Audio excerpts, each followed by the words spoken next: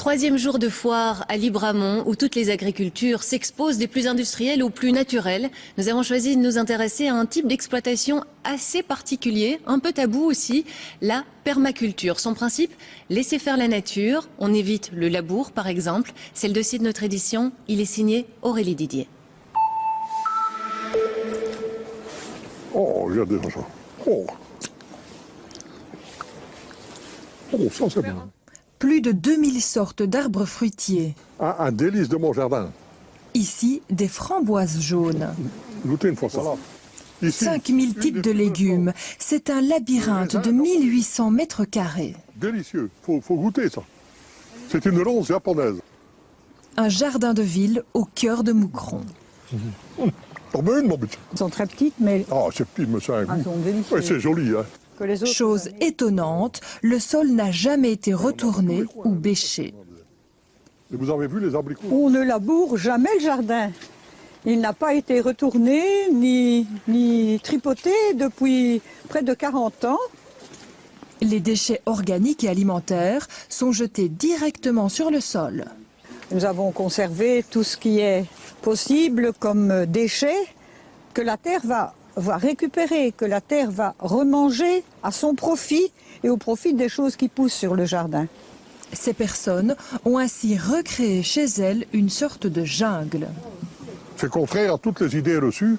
Normalement, d'après toutes les idées agronomiques, ici, c'est tellement tassé. Et il n'y a jamais eu utilisation d'aucune sorte de pesticide, d'insecticide, d'aucune sorte de rien depuis 40 ans. Normalement, il ne devrait plus rien pousser ici.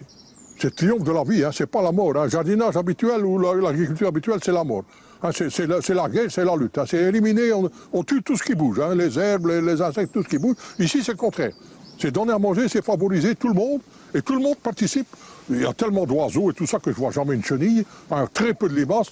Il y en a moins en moins de boulot et de plus en plus des choses à manger, de plus en plus de production. Pour donner un avis indépendant, nous avons fait venir sur place un spécialiste de l'horticulture. La qualité du sol est quand même extraordinaire. Toute une vie a été recréée sous terre. Elle est aérée et riche. Bêcher la détruirait. Mais selon le spécialiste, la permaculture est difficilement applicable en agriculture intensive, où les fruits et légumes doivent être alignés et récoltés mécaniquement. La permaculture serait en fait plus adaptée chez nous à la culture maraîchère que pratiqueraient à ce moment-là des maraîchers qui pratiquent de la vente de produits frais, en vente directe notamment. Donc là, on peut l'envisager valablement avec une récolte manuelle des produits. Chez eux, ils possèdent plus de 6000 sortes de graines, 800 types de tomates par exemple. Mais j'aurais voulu des graines de mâche si vous en avez ou de la salade de blé. La numéro 102-010 là. Le couple veut rendre le bio accessible. Ils organisent des formations, des permanences. Ici, un sachet de graines, c'est 25 centimes.